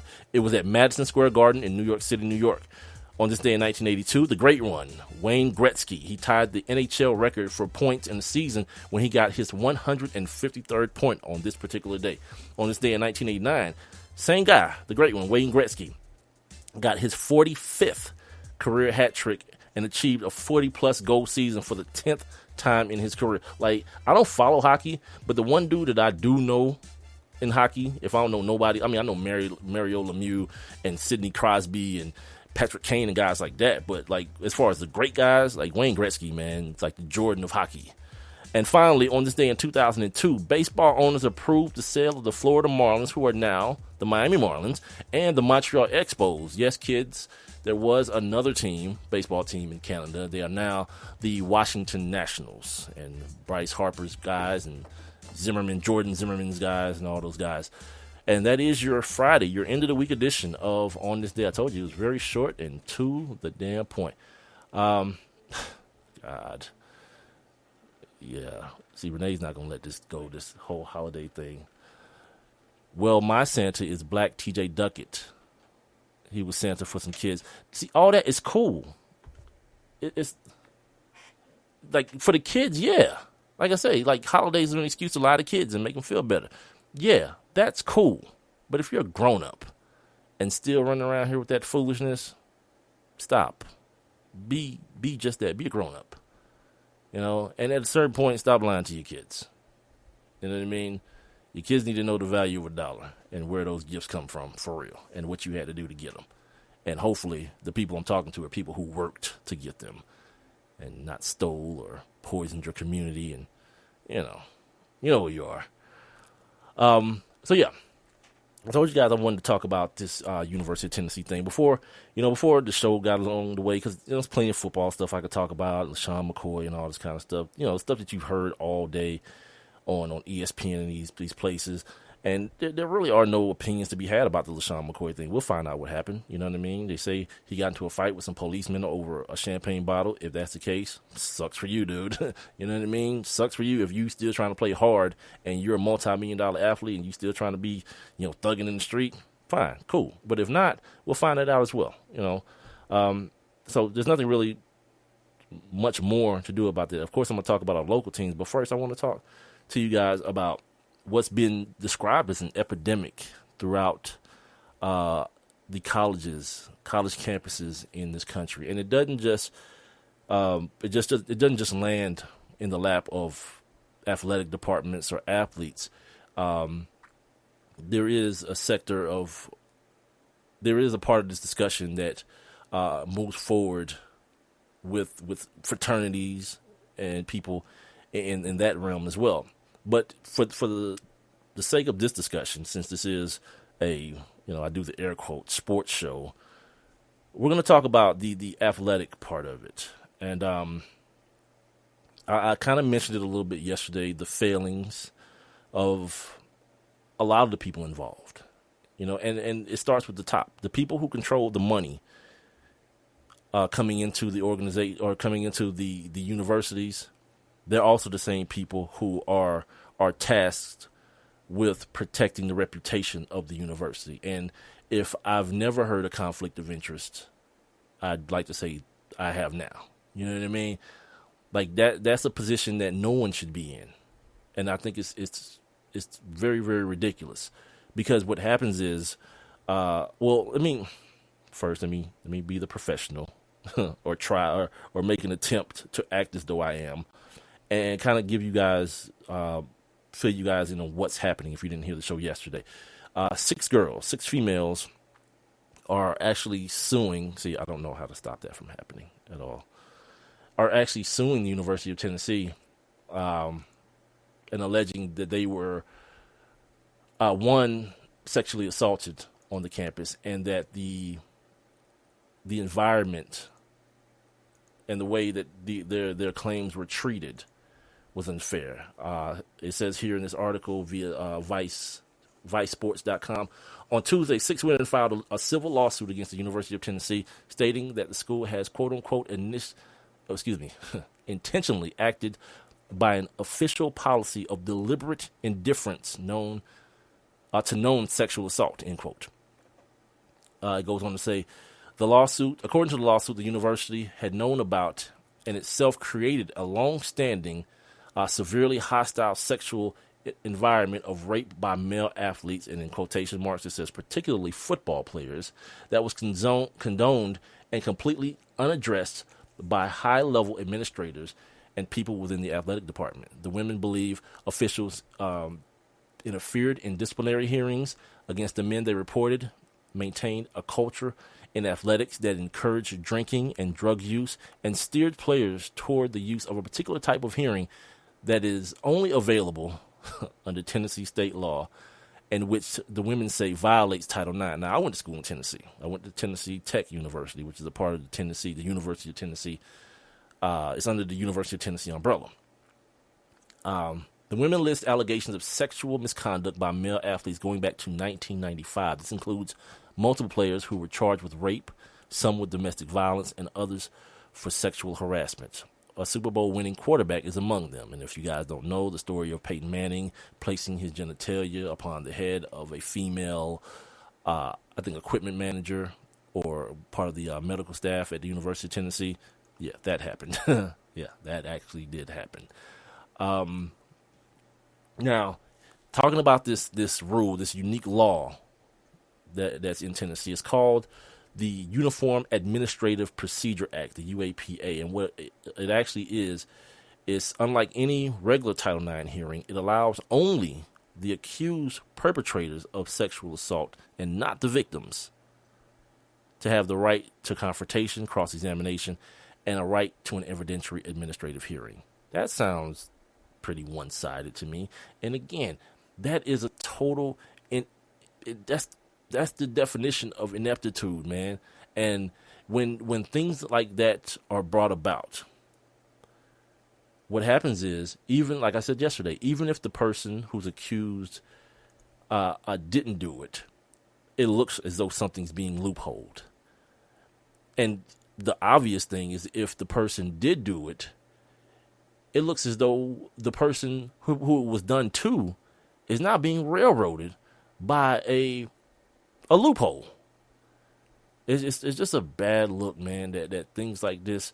Like, I have my niece by marriage. She's in college right now. And I remember one time I went and looked up. I wanted to see how many incidents of this nature are reported on black colleges and universities. Like, I never went to a black college a black college. God, you about to make me get on another subject matter about this whole thing, still calling schools historically black colleges. Why can't it just be colleges? A university. But anyway. But I wanted to know if there was some sort of disparity, and I did find that there was. It was a slight disparity of it being less, but then you don't know because you don't know if things are just not reported. You know, so many black people, especially in the South here, are so entrenched in religion that shame factor comes into play, where if it does happen to a woman, she's more afraid of being shamed or ridiculed for saying something than being praised for being strong and fighting back against the attacker. It's such a complex situation, and it gets even more complex when the adults in charge are idiots. And when, especially in this country, we know how it goes, cash rules everything. And the more you have, the drunker you become, and the more willing you are to sacrifice a human being for the right to maintain that cash flow. And that's what's happening at these huge colleges. We're not just talking about the University of Tennessee. We're talking about Baylor. We're talking about Florida State. We're talking about schools like Florida. We're talking about Ivy League schools. And it's really a shame that that's a thing. That's really something that if anybody listening to this has a daughter or a niece or a sister that's headed off to college, that's really something that has to be an extreme. It has to be one of the top tier worries that you have for your kid. Not is she going to be getting enough sleep, or if she's going to be, if the class load is going to be too heavy for her, or if she's going to be able to juggle work and school. No, you got to worry about her being attacked. You know what I mean? By someone. And another reason that I brought up many a time that the people in charge, and this goes beyond the world of college football to the professional ranks. The reason a lot of these people don't want to give the attention to this issue of sexual assault, give it the attention it deserves, is because there have been links to overly aggressive behavior, or with over aggressive behavior and head injuries. And in football, college, and pros, it's like, oh my God, you start talking about that stuff and it's a wrap. You know what I mean? Think about this. And if you haven't heard this show before and this is your first time, first of all, welcome. And second of all, it's something that I bring up all the time. Some of you may not even know or remember the name Javon Belcher. Javon Belcher was a kid who got into an argument with the mother of his child. And while arguing with her in the room next door to the room that his child was in, he murdered her and then proceeded to hop in his car, rode down to his place of work, which was Arrowhead Stadium, Kansas City Chiefs, got in front of his bosses, his head coach and his GM, and blew his own brains out. Right? I bring it up to say this. Once that happened, after that happened, I didn't see Chris Carter or any of these celebrities with these awkward domestic violence commercials. It took for Ray Rice to have to knock his woman unconscious in an elevator. And people, and it didn't even take that. It took the video to come out, and then it took people to be upset that he only got suspended for 2 games. For the NFL to be like, all right, you know what? Let's put some people fake crying on a commercial and make it real, real awkward and put it on TV. But I contended if you really cared, because when Javon Belcher's mom, she donated his brain, and when she donated his brain to science, they did find chronic traumatic encephalopathy, CTE. The tau proteins were built up in his brain from repeated head injuries, from repeated head contact. None of that. The NFL don't want to talk about that. That this dude, and his story is so familiar. So many women, There's a group of women right now suing the NFL. That's aside from this concussion lawsuit, because so many women are now getting smart and saying, wait a minute, my husband, my boyfriend wasn't like that. He hadn't always been like that. And then eventually he became extra aggressive, totally disrespectful, doing things and violent. And then when people smarter than me and you make the link between that type of behavior and head injuries, yeah, the NFL wants to run for the hills. But even if I'm the lone voice, if I'm just that one person that's going to continue to bring it up, it's real. Okay, I just saw a dude. Okay, maybe they're gay dudes. I hope they're gay now, because there's two dudes. I'm looking at the NBA Allstar game celebrity thing, and behind the announcers, there are two dudes sitting there, and one dude is feeding the other dude French fries on camera. And I'm like, I hope this ain't just your home. But the thing is this, there's a girl, wait a minute, there's a girl sitting on a girl's lap beside one dude, and then there's another girl it's weird. I don't know. I hope they're two gay dudes, and because if they're not, they're just one step away. Anyway, back to what I'm saying about this quote unquote epidemic. You know, it's one of those things where I don't see an end to it. I don't see anything being resolved as long as people feel like the benefits of keeping things quiet is greater.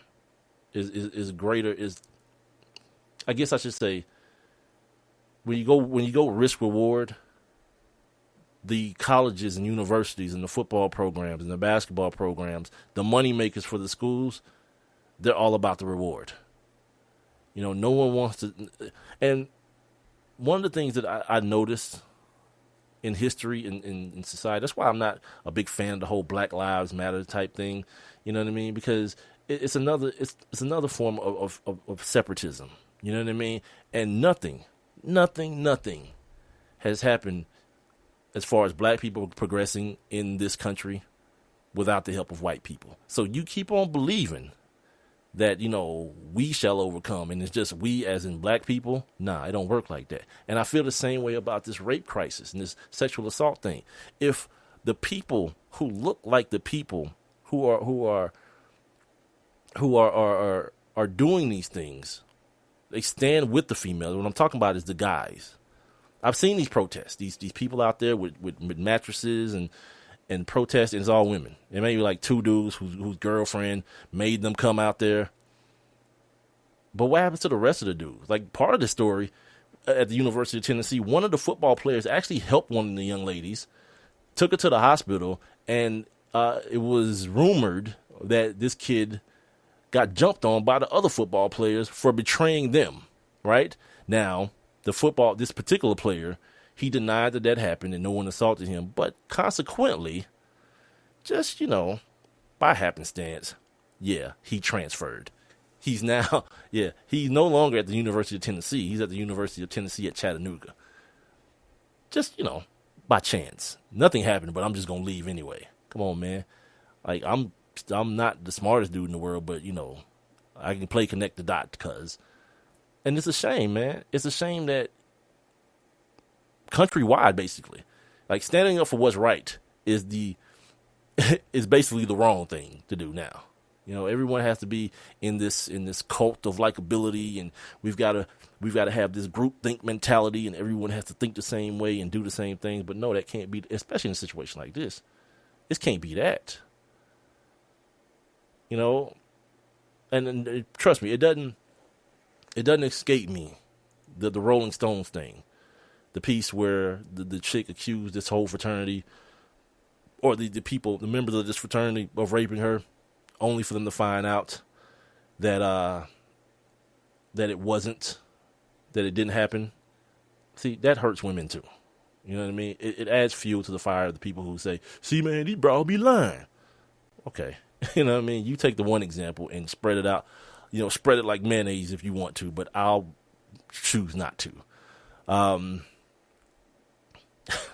They are called, golly. Renee's still here, everybody. Renee Cooper's here. This is One Mike with Big Mike.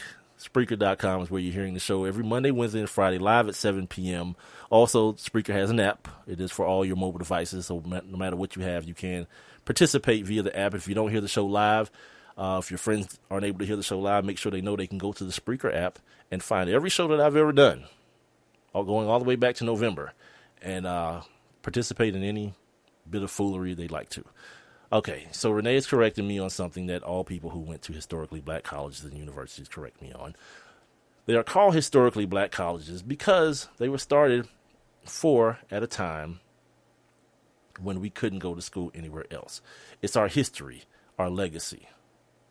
I am an SSU. Yeah, I know. Okay, I know. She's an HBCU alum, and I understand all that. But I'm a progressive person. Like, I like to see things move forward. You know what I mean? I saw, what school was that? Was that Alcorn? And there was this big stink about them hiring a white head football coach a few years ago. And he made the statement that he wants to move his school past that moniker of being a black school, a black university, and just being a good university. Yeah, my hand's up. I'm all for that. Because history is history. You can't change it. Although this is the hypocrisy of being black. Black people want, so many black people, I'm not going to paint with that broad of a brush, but a lot of black people, they want all history to taste good. So we got to change, this guy was a Klansman, we got to change the name of this. This guy was a racist, we got to change the name of that. Nah, it's history. And all history ain't good in nobody's country. In no land in this world is all history good. It just is what it is. And just having knowledge of it isn't a guarantee to relive it. You know what I mean? And I just despise hypocrisy. And I think that's one of the most hypocritical things in the world. That we feel like because something hurt someone who looks like us many years ago, that now, today in 2015, those things should be eliminated from the history books. Well, in Texas, no one should be mad then when the school board in Texas wanted to eliminate all references of the Ku Klux Klan from textbooks. Why are you mad then? It's the same thing. Nah, I'm about it all, man. You know what I mean? But what I'm also about is having adult conversation about the issues that we're having. You know, Renee also says, as we wrap up here in this segment, that Black Lives Matter is not separatism. There are a lot of white people in the movement. You are missing the point. No, I'm not missing the point. I just don't think they have one. And you know when you're going to start finding out about this whole Black Lives Matter situation? You know, the other day I read an article that Jay-Z just pumped $1.5 million into the Black Lives Matter movement. First of all, the movement towards what? Like, for everything I know about Martin Luther King and Malcolm X and people like that, there was an end goal. Like, Martin Luther King died trying to get $1 raise for sanitation workers. That's what he was in Memphis doing, for those of you who don't know. He was trying to get $1 raise for some sanitation workers. He was trying to get the right to vote in Selma. He was trying to get black people not to have to sit on the back of the bus. There was an end goal. Like, if Black Lives Matter wants to tell me that they just want to bring awareness to the strife that's between the black community and the police, guess what? Done and done. You know what I mean? And the people who say they don't know about it don't want to know anyway. And having a movement about it is not going to get those people to change their mind or their perspective. But we're going to find out here pretty soon. Once people start putting money into stuff, and I don't hate to say it because it's true, and black people are involved, a bunch of people just went to jail right here in the county that I live in, DeKalb County, for corruption. We'll see. You know what I mean? And it's a sad fact. It's a sad state. Let me say it that way. But so often the true state. All right. So when I get back from the break, I'm going to talk about the Atlanta Hawks, Atlanta Falcons, some trade rumors going on with the Falcons, with the Hawks, and some other things with the Atlanta Hawks. It's, dang, I'm getting everything confused now. With the Atlanta Falcons, and what steps they may be able to take to be able to play in that final game in February. It's a long road, and it's a shot in the dark, but just maybe it'll happen. We'll do that next on One Mic with Big Mike right here on Spreaker.com. Remember, you can hear me Monday, Wednesday, and Friday starting at 7 p.m. Also, I'm on Twitter and Instagram when I'm not here at the number 1 MICWITHBIGMIKE, and I shall return. I heard on the news about that 5-year-old who found his uncle's gun. The kid didn't know it was loaded. I heard on the news about that 14-year-old girl who was bullied online. For like a year, she couldn't take it anymore, so she got her dad's gun from his nightstand. I heard on the news about that guy who broke into someone's house, stole a gun from the hall closet.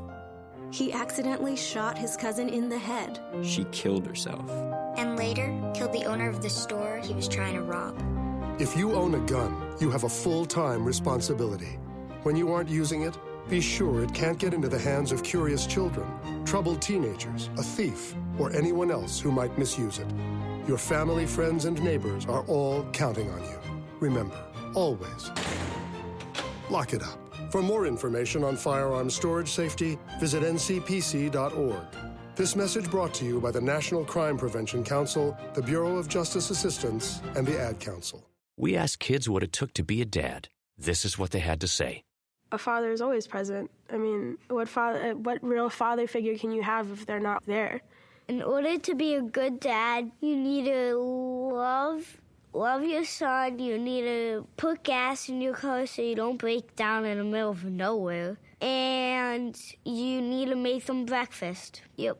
I mean, just to maybe play like a board game with me, or to just stay home and play some video games with me. Just to do like that one little thing is what I really look forward to. I'm not asking him to be a perfect dad, but he should try. He's just a constant force in my life. There's no other type of love like a dad's love because it's not comparable to anything else. Take time to be a dad today. Call 877-4DAD-411 or visit fatherhood.gov. Brought to you by the U.S. Department of Health and Human Services and the Ad Council.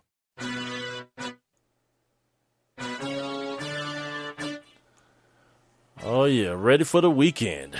Right here on One Mic with Big Mike. We got about 28 minutes left in today's show. And apparently I've learned something about Renee Cooper today. That she is definitely a glutton for punishment. She's been along for the ride the whole entire time. Jesus. Like, half the time, I don't even want to be here, and she's hanging on, boy.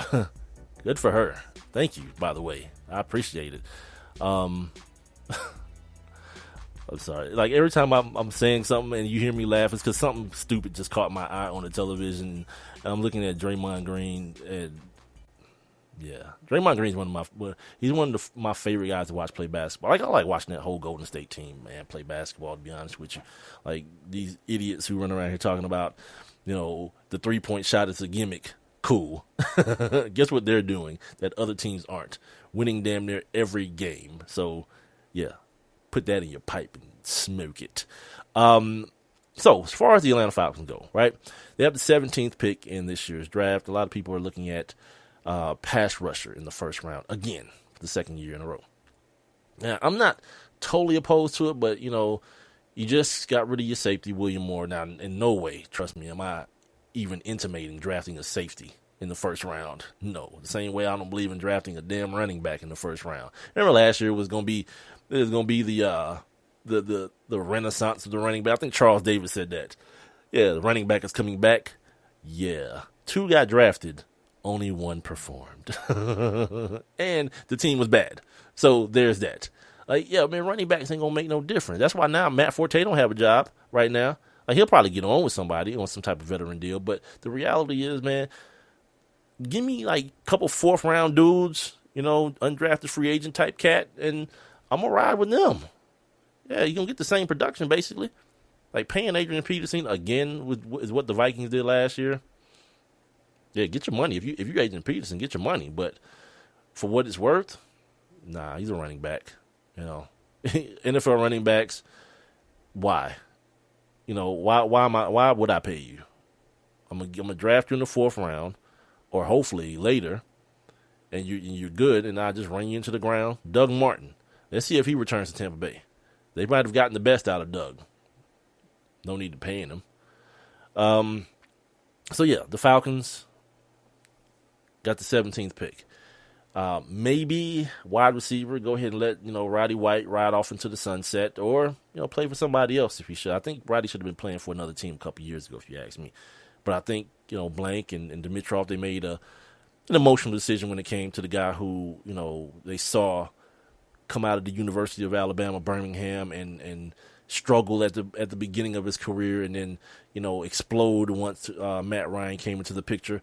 I think the decision was made emotionally to re-sign Roddy to a longer deal after number 11 was in the building, which whatever. But defensive tackle seems to be, and linebacker, pass rushing linebacker seems to be where the consensus is right now. This is before the draft and before pro days and all this kind of things, obviously. I've been for the last couple of weeks now that guys like Mario Williams and guys like Bruce Irvin would be on the market. I don't think Mario Williams is going to command a top dollar based on what you saw out of him last year. 5 sacks. I think he played in 9 games of the games he played last year. He didn't even register a tackle in. So that bodes well. The fact that he was in Buffalo and unhappy with the way Rex Ryan was paying him. So maybe if you put him in a position that he's used to, getting after the quarterback, going forward all the time and not being a coverage guy, maybe you get your you gotta be more specific. Renee says you're so wrong. Yeah, about what? A million things? Sure. Yeah, you gotta be very specific when you say that. But anyway.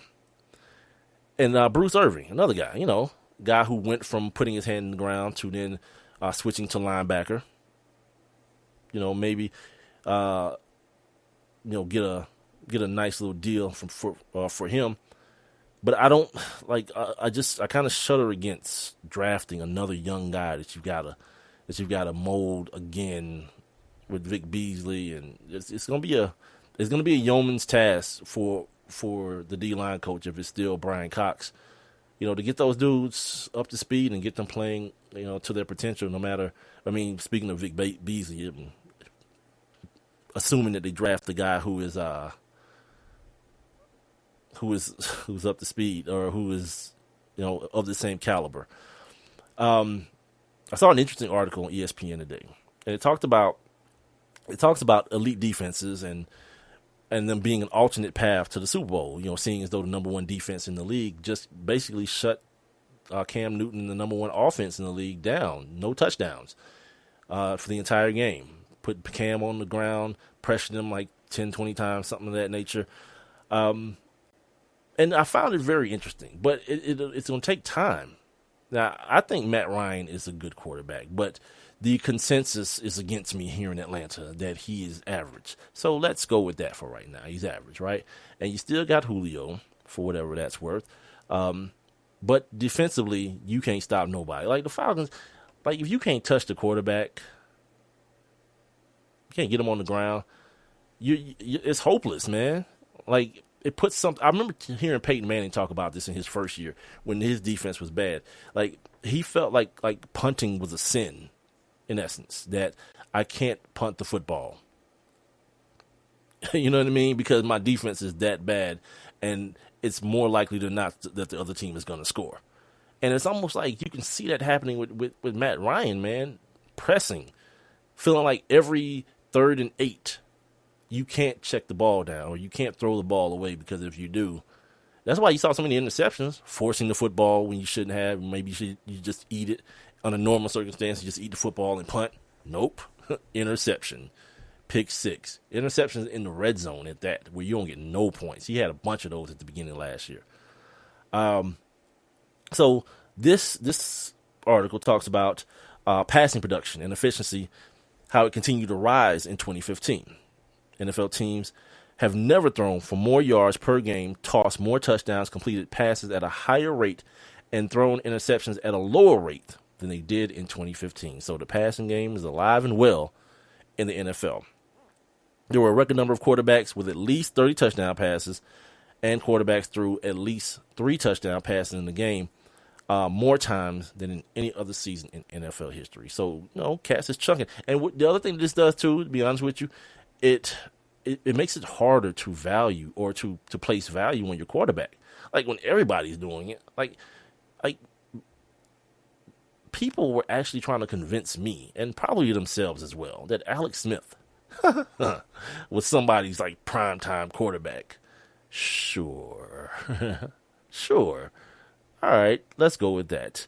From 2000 to 2012, whenever an elite quarterback or one who entered the playoffs performing at an elite level, whenever they faced the top 5 defense in the Super Bowl, the quarterback won. And it talks about like Peyton Manning beating Chicago, not mentioning the caveat that on the other side, on the other team taking snaps was Rex Grossman. Eli Manning taking on the Patriots. I guess Eli Manning's an elite quarterback, whatever. Aaron Rodgers beating the Pittsburgh Steelers, and Joe Flacco beating the San Francisco 49ers. Now, the 2015 Broncos were the 12th team in NFL history to advance to the Super Bowl with the top-ranked defense in terms of yards allowed. Those teams are 10-2 in the Super Bowl. The Panthers are now the 5th team in the past 6 instances to lose the Super Bowl after advancing with the NFL's highest-scoring offense, which, if the trends continue, it seems like if you're an Atlanta Falcons fan, you should be praying, if you're not already, that the defense gets better, and just hope that the offense is okay. You know what I mean? This is what the numbers say. Obviously, you want to score points and all those things, but as far as winning championships, the last 4 out of the last 5 years, or what is it? What did I say it was? 5 out of the last 6 years. It hadn't gone that way. You show up with the number one offense, and the other team shows up with the number one defense, you're going to lose. Manning was Peyton, in this case, was one of the NFL's worst starters in 2015, and the Seahawks quarterback Russell Wilson was just a tick above average in 2013. But both guys, right, had the best defenses in the league. So the quarterback didn't have to do much in the biggest game of the season, which, as it pertains to this game or to last week's game, Sunday's game, Cam Newton, he had to continue to be Cam Newton. I'm not going to say he had to do more than was expected of him. No, he had to continue to do what he did, but against a better defense than he's faced all season long. Now, here's where things get murky. Well, it's not that easy. Because if you're the Broncos, of course, they drafted Von Miller and Danny Trevathan, along with Derek Wolfe, who they just gave an extension to, Malik Jackson as well. And then in free agency, which is huge, because usually guys don't really, like, to get one of your free agent signings to show up and play at a high level is a thing. To do it with 3 guys, TJ Ward, Aqib Talib, and DeMarcus Ware. DeMarcus Ware, a little bit on the older side. People thought, his tank was running a little bit dry. Aqib Talib, a guy with, he just got fined like $27,000 for the face mask in the Super Bowl, so you know what I'm going to say about him. He's got some, he had to shoot out when he was in Tampa. Well, I guess it ended up being his mom who ended up shooting at somebody down the street, and he took the gun from her and started shooting or something crazy like that. And then you got TJ Ward, which, I don't know too many of those type of things going on with him. In the Seahawks, Richard Sherman, a guy who was mainly a wide receiver in college. Earl Thomas, can't miss with that. Killer Cam Chancellor, KJ Wright, Bruce Irvin, all guys that they drafted. And in free agency, once again, they hit on 2 guys, Cliff Averill and Mike Bennett. See, that's where it gets kind of murky at, because usually, man, you don't get that kind of, like, the free agent market, like, all it is to me a lot of times is for fans. You know what I mean? It's like, we need to get this guy, which is not what's going on with Mario Williams here in Atlanta, which is probably going to make me pull off of it, to be honest with you. Like, the more people start saying, we need to get Mario Williams, it's going to make me more so say, I probably need to rethink it. Because there's no guarantees. You feel like, these guys have done it in these other places. But in essence, what you're doing is you're taking on something that somebody else didn't want or couldn't use. Like in any other situation in life, it would kind of, your eyebrows would raise a little bit. But as a fan of a football team, you're like, hell no. I remember when. As soon as you start saying that, it's trouble. It's trouble, man. Because, I mean, Byron Clay, I would call him Claiborne. Byron, who I spoke to in the second half hour of the show, he made the point, that I can't just lump everybody into the same, and I wasn't trying to do that, lump everybody in. It's just, to me, I find to be doing this, talking about sports, is being safer than sorry, to be skeptical. And when I see some dude that's like, and I hear the commentators talking about, I don't know, he must have found the fountain of youth. Well, if you consider the fountain of youth a syringe, yeah. Like, and I'm gonna go that way until I'm told differently. And just like, talking to Byron Chamberlain, and you saying that, the NFL has the strictest drug policy in the league. See, the NFL does a wonderful job of putting up those type of smoke screens and pumping those narratives into people. But then when you're like me and you like to read, and other people do their jobs of reporting, but the only way you really get their reporting is if you read it, because everybody who does good work ain't on ESPN. And a lot of people on ESPN don't do good work, to be honest with you. You find out that the NFL chose the most easy to beat test in the world as it pertains to HGH, which is why you see like how it took so long for guys to agree to it, to agree to give blood and HGH testing before games and things of that nature. Well, now they realize that, oh, so you mean they only catch me if I did it like 6 hours before? Sweet. All good then. And no one's going to get caught. Hey, look at J.J. Watt, man. J.J. Watt is 300 pounds, legit 300 pounds. And this kid is like 4% body fat. Come on. You know what I mean? Like, if he ain't on nothing, yeah, I'll stand corrected. But just my sensibilities tell me that something's going on, man. You ain't just come out the womb, cranking it out that way. But, I guess that's another story for another day. And it will. Trust me, it'll bear its head again. And it'll continue to bear its head. As long as people are doing reporting and as long as science exists. You know what I mean? Those things will happen. Now, this article goes on to say what everyone knows. Like, right? Drafting that elite quarterback is a much quicker fix than building a damn defense. Because, like with Andrew Luck in his first couple of years against with the Colts, he jumps in, and whatever's around him, he's good enough to make it better. But I also say this: Andrew Luck he's exceptional, man. He's an exceptional talent. I still think Russell Wilson's better, though, to be honest with you. And you look at guys like Russell Wilson; those guys are needle in a haystack kind of dudes. I'm the type of dude that believes defensively you can coach guys up. If you get the right guys for the right scheme, you can coach them up enough to be great. And you get, like so many things in football, things have to match. So if you're an Atlanta Falcons fan, and you believe in Dan Quinn and you were one of those people before he even coached a game at head coach, was hashtagging that now we quinning and all this kind of foolishness, you believe that he can build a defense and build a defense to where Matt Ryan's got, probably 4 more good years on his back before age and injury starts to take its toll on him. I'll say 3 to be conservative. And if in that time the two things kind of mesh, where maybe he's not as good as he was, but not as bad as Peyton Manning was this year, because that defense had to be extra good to cover up his badness. But if he's just like average, well, to me, average. The rest of you guys think he's average already, but if he's just average, but the defense finds a way to be great, well, you might see a Super Bowl here in Atlanta. It all depends on what you believe in and who you believe in, if you believe Dan Quinn is that guy. If not, all right. Back to the drawing board it is. Moving on.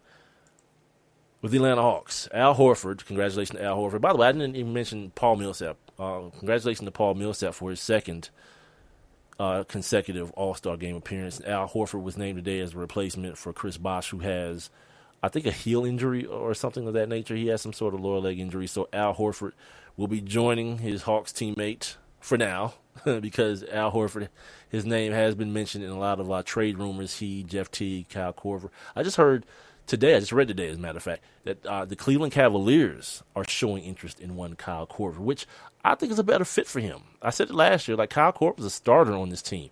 I don't see any other team in the league where Kyle Korver is a starter. I just don't see that being a thing. So I guess it would depend on the compensation that the Hawks get back from the Cleveland Cavaliers. But Kyle Korver just doesn't seem to be really meshing anymore with the team because of the style of play has changed to me. It's not that perpetual motion that we saw last year. It's a lot more ISO, high pick and rolls, post-up game for Paul Millsap, things of that nature, man. Got Al Horford shooting the three at a career high pace right now.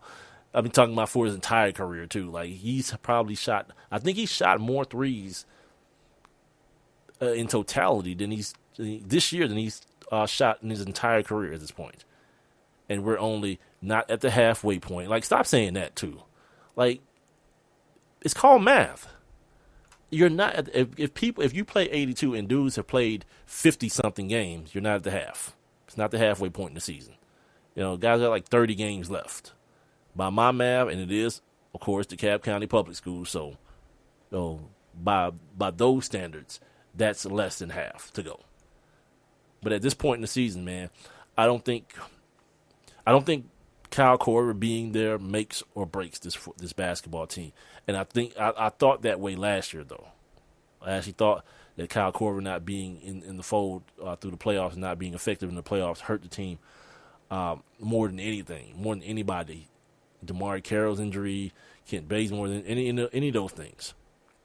Let's see what else I had here to talk about before we get into the weekend. Oh, I mentioned this to Byron Chamberlain in the second half hour. If you missed it, make sure you log on to Spreaker after the show's over. All my shows are posted on Spreaker.com. Just search for my show, the number 1, MICWITHBIG, MIKE, One Mike with Big Mike.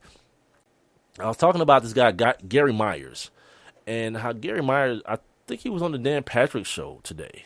I didn't hear it. I just read about it, and I didn't take the time to play the video, but, because I'm literate. And I just read it. And, oops, sorry, that's not Gary Patterson. I'm looking through my notes here to make sure I can tell you guys exactly what he said. And he talks about Terrell Owens not getting into the Pro Football Hall of Fame, right? He's a columnist for the New York Day. I think I said New York Post, but he's a columnist for the New York Daily News. And he said the discussion on TO was lengthy. I guess they all get in the room, which is terrible to me, because then you run into that whole, something that I'm against, the whole groupthink thing where everyone feels like they don't want to be the outlier. And he said the voters felt his locker room presence was a huge detriment, and they punished him for it. Okay, sweet. He goes on to say at the end, in very hypocritical fashion, quote, "He's a Hall of Famer that 5 teams couldn't wait to get rid of," end quote. Well, you could have stopped at he's a Hall of Fame player. You could have stopped there, because the rest of the stuff don't matter. And and I looked this up, based on the Pro Football Hall of Fame bylaws, voters are only to permit and make their votes based on on-field performance. So I propose this dude's vote should be stripped from him. If in any other realm of football you break the rules, there's some sort of punishment that comes your way. He shouldn't be able to go on national radio and admit that he went against the rules and decided and the rest of those dudes was going to punish somebody. Like, for what? But again, remember, it goes back to one of my theories. If you hadn't heard it, you're going to hear it now. That in America, especially in American sports, a black athlete, you can be good, you can be rich, but you can't tell the rest of the world about it. It's just a rule, man. Everybody's Marvin Harrison, perfect guy. He's a guy who didn't say much. Meanwhile, being investigated for murder. So, you choose. The loudmouth guy or the guy that'll, gun you down on the street corner. You choose. Yeah, it's weird, man. And like you say, there's people that are fighting for change. And, Power to you, more power to you. But like, I'm of the belief that this kind of change, it happens from the inside out, not from the outside in, marching and holding up signs and all this kind of stuff. Because inevitably, if you're out in the streets and you're marching and all these kind of things, and I'm indoors, I can just laugh at you and wait you out, because eventually you'll go away. And you have, every time you have. So it's not me. I'm not foretelling this. Yeah, you have. You've gone away every time. Here's something. And I told my homeboy, I told Rob, we got like 5 minutes left. So I'll do this quickly. There's something going on in Louisiana with the governor. He's set to raise the taxes in Louisiana. And the headline says this: John Bel Edwards, Louisiana governor, comments on LSU football's future, right? So I hear that, and I say, wait a minute, it can't be, because I read you guys the other day, the numbers and the millions of dollars that have come through the SEC and these schools based on like the playoffs and bowls and the SEC network. I'm like, I think LSU football is going to be all right, right? But then the next thing I thought about was, I know the state, and I've seen the state of some of these black colleges, black state colleges that depend on state funding because they don't have these uber rich boosters or alumni that are giving bukus of money back to the university each and every year. And I said, okay, if this dude is saying LSU football might go away, I understand why you would use them if you're the governor, because that's something that more people relate to, and it'll get more of a like, what the hell? Not my LSU football. But if you're me, you kind of read through those lines and think about like Southern and Grambling State University. Like, if LSU football gonna go away, guess what else is gonna happen first? Grambling's done. Like, I don't know if this is like some sort of threat, some sort of political positioning.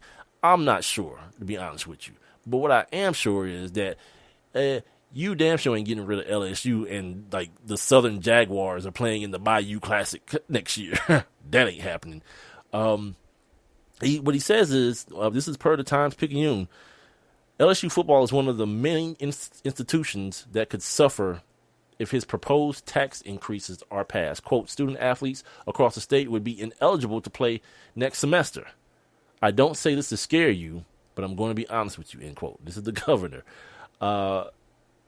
He's proposing to implement the largest tax increase in the history of Louisiana. Yeah. Don't pay too much attention to the LSU football part. Pay attention to the one of many institutions. Yeah, LSU's gonna be fine. They're gonna be all right. You know what I mean? It's the little guys, man. Like, the little guys are the ones who are gonna get crushed in something like this. And like I said, I don't know if it's something that could actually happen, but I know it's being proposed and it's being threatened to happen, and it's just a bad look. You know what I mean? But anyway, that's going to do it for today. That's going to do it for the week, as a matter of fact. Hopefully we get a chance to talk to former Falcon and former Michigan State Spartan TJ Duckett on Monday. Continue my streak of guests.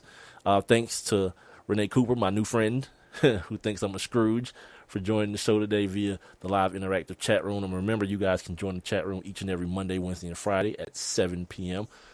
On Spreaker.com or via the Spreaker app on your mobile device. And if you don't catch the show live, don't worry.